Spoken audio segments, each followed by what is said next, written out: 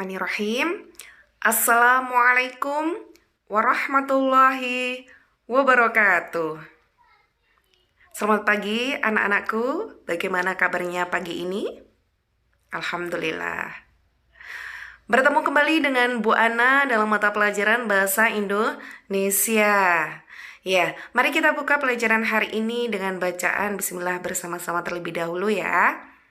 Bismillahirrahmanirrahim.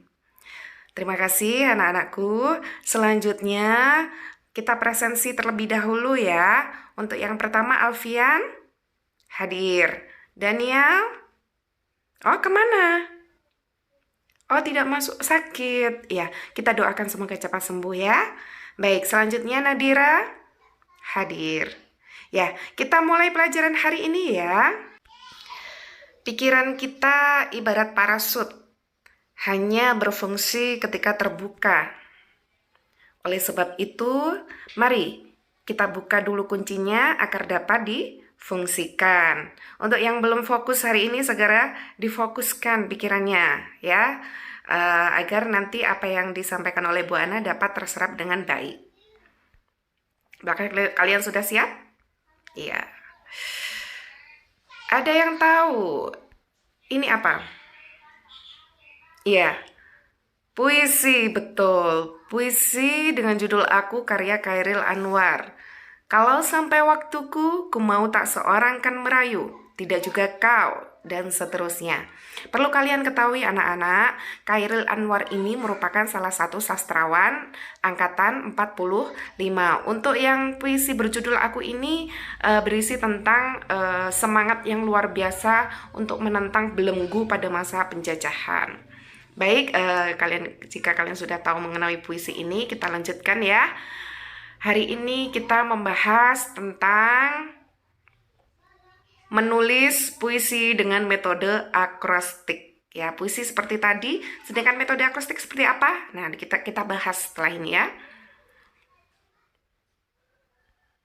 Adapun tujuan pembelajaran hari ini, anak-anakku semuanya diharapkan kalian nanti mampu mendata kata-kata yang menunjukkan tema, diksi, gaya bahasa, imaji, struktur, dan pewajahan atau tipografi dalam puisi. Selain itu, ini yang terpenting, kalian nanti diharapkan mampu menulis puisi dengan memperhatikan unsur-unsur yang di atas tadi ya.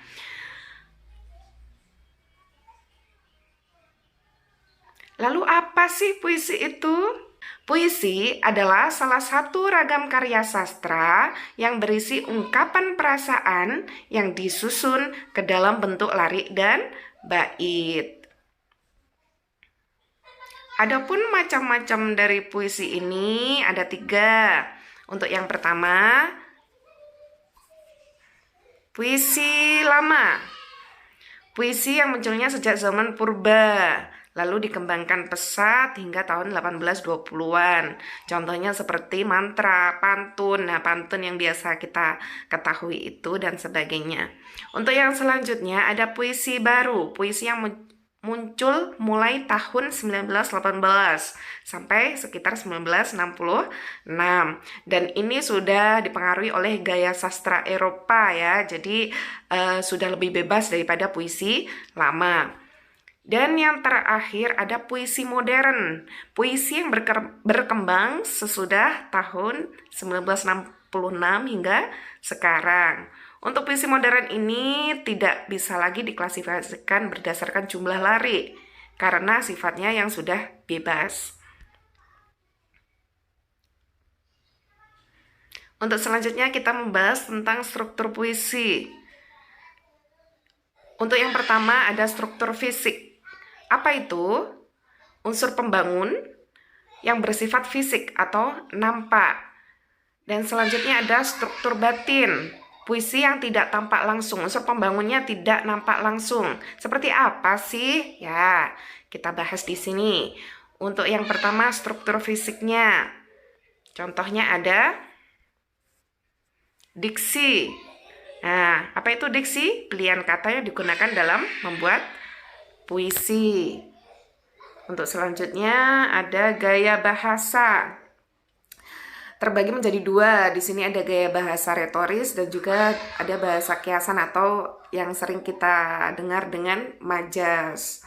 Terus ada imaji. Terus yang berhubungan dengan indrawi, terus ada rima, persamaan atau pengulangan bunyi, dan terakhir ada tipografi atau perwajahan. Lalu bagaimana dengan struktur batinnya? Seperti apa? Nah, ini yang pertama ada tema. Tema itu seperti yang membungkus puisi gitu ya. Sampulnya puisi seperti itu ya. Temanya apa? Nah, itu. Terus yang kedua perasaan atau keadaan hati penyair yang tergambar di dalam puisi. Yang ketiga nada dan suasana. Nada dalam puisi disesuaikan dengan isi yang hendak disampaikan, baik itu berupa kritikan, sindiran, ungkapan perasaan, ataupun yang lainnya. Terus sedangkan suasana itu sendiri adalah keadaan jiwa pembaca setelah membaca dari karya atau puisi tersebut. Dan yang terakhir ada amanat atau pesan yang disampaikan oleh penyair kepada pembaca.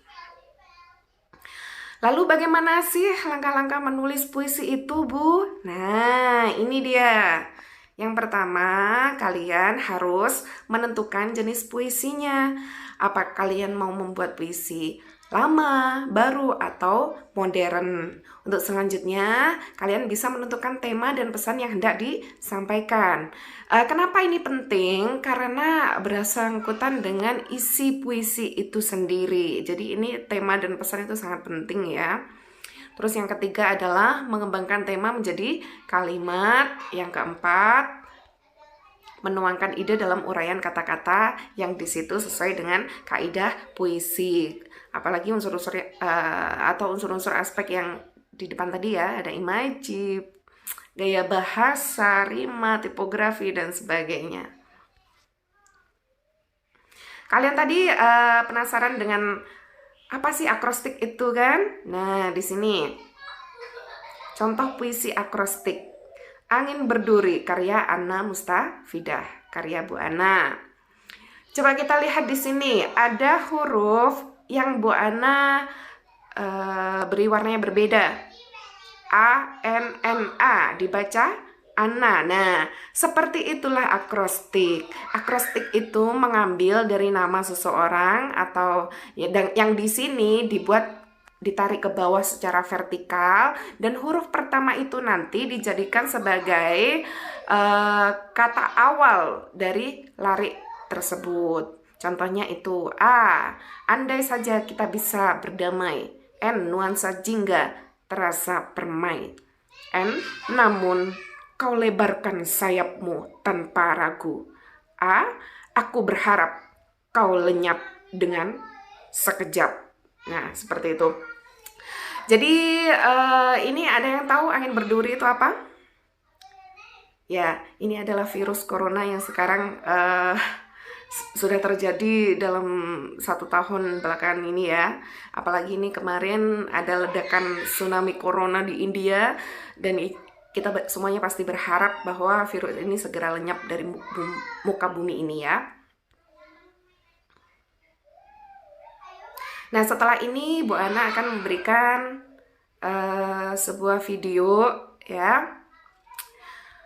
Tolong kalian amati kejadian-kejadian atau peristiwa-peristiwa apa saja yang terdapat di dalam video tersebut. Sudah siap? Ya. Lokasi badan kapal selam Nanggala 402 telah ditemukan. Seluruh kru yang berada di dalam kapal selam ini dinyatakan gugur. Evakuasi kapal dan juga awak akan terus diupayakan. Kalian sudah melihat tampilan videonya. Nah, bagaimana sih caranya menulis puisi dari sebuah video? Kita coba berlatih bersama-sama ya. Dari video itu tadi, coba kita lihat aktivitas atau peristiwa apa saja yang terjadi di dalamnya. Nah, di situ terdapat atau telah terjadi tenggelamnya kapal selam Nanggala 402. Ada 53 kru awak kapal gugur, dan seterusnya. Nah, selanjutnya dari aktivitas-aktivitas itu, coba kita lihat dari fungsi sosialnya. Apa yang kita rasakan setelah melihat video tadi? Adanya kepedulian untuk mendoakan korban. Nah, dari sini coba kita cari kata-kata puisinya. Ada kata kapal, selam, tenggelam, gugur, prajurit. Nah, gugur ini tidak biasa kita gunakan dalam sehari-hari. Kenapa kok tidak memakai mati atau meninggal seperti itu ya? Nah, di dalam puisi itu seperti itu. Jadi menggunakan kata-kata yang tidak biasa digunakan sehari-hari. Terus prajurit, terus samudra. Kenapa kok tidak laut seperti itu? Nah, seperti itu. Kita cari kata-kata atau memilih kata-kata yang sekiranya puitis, tidak terjadi sehari-hari dan ketika diucapkan itu sangat indah gitu ya. Dari sini kita coba untuk menarik atau membuat sebuah puisi ya. Kita lihat. Di sini coba, di situ ada huruf A yang Bu Ana beri warna berbeda. Coba dilihat ya. Ada A, L, F, I, A, N. Dibaca Alfian. Di sini ada tidak siswa yang bernama Alfian? Oh ya, itu. Ya, di sini Bu Ana memberikan contoh mengambil dari nama salah satu teman kalian ya. Dari sini ada yang tanyakan? Oh ya, Mbak Nadira, silakan. Ah ya. Bu, apa bedanya puisi dan lirik lagu? Pertanyaan yang bagus. Memang ya anak-anakku, ketika kita melihat antara puisi dengan lirik lagu itu memang seperti sama gitu ya. Lalu apa bedanya seperti itu kan? Begini anak-anakku, kita perlu ketahui bahwasanya kata-kata di dalam puisi itu menggunakan bahasa kias. Nah, kebanyakan menggunakan kata kias, akhirnya pembaca itu biasanya memiliki tafsiran yang berbeda-beda antara pembaca satu dengan pembaca kedua. Berbeda lagi dengan lirik lagu. Lirik lagu itu coba ketika kita membaca atau mendengarkan, itu antara satu orang dengan yang lain itu kebanyakan memiliki tafsiran yang sama. Nah, itu bedanya puisi dengan lirik lagu. Selain itu, kalau dilihat dari pencipta itu sendiri, kita lihat dari niat dari pencipta itu sendiri. Penciptanya ingin membuat puisi atau ingin membuat lirik lagu. Nah, di situ perbedaannya. Jelas ya? Baik. Selanjutnya tugas ya. Untuk yang pertama, coba carilah video inspiratif di YouTube. Banyak sekali, tidak usah video yang panjang-panjang, cukup 5-10 menit saja. Untuk selanjutnya coba ya, kalian tuliskan sebuah puisi sesuai dengan nama kalian masing-masing, seperti contoh tadi ya, dengan memperhatikan tema, diksi, gaya bahasa, imaji, struktur, dan perwajahannya. Nah, dari puisi ini nanti anak-anakku perlu kalian ketahui, dalam menulis puisi kalian harus memiliki aspek-aspek ini tadi. Ini sebagai aspek penilaian. Untuk yang pertama yaitu kesesuaian puisi akrostik. Maksudnya di sini kalian sudah menggunakan nama kalian masing-masing atau belum? Nah, untuk yang kedua kesesuaian puisi dengan video. Nah, untuk kesesuaian puisi dengan video di sini, Bu Ana sudah mengupload lembar kerja di e-learning madrasah. Coba kalian buka, nanti kalian unduh ya. Nah, di dalam lembar kerja itu, Bu Ana sudah memberikan tempat untuk link video YouTube yang sudah kalian pilih.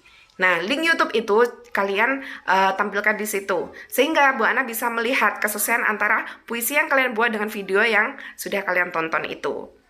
Yang ketiga, nah ini yang penting, dalam puisi kalian setidaknya ada diksi, imaji, kata konkret, gaya bahasa, rima maupun tipografi yang muncul di situ. Dengan adanya unsur-unsur ini, puisi kalian akan lebih indah, gitu ya. Ada pertanyaan? Baik, tidak ada.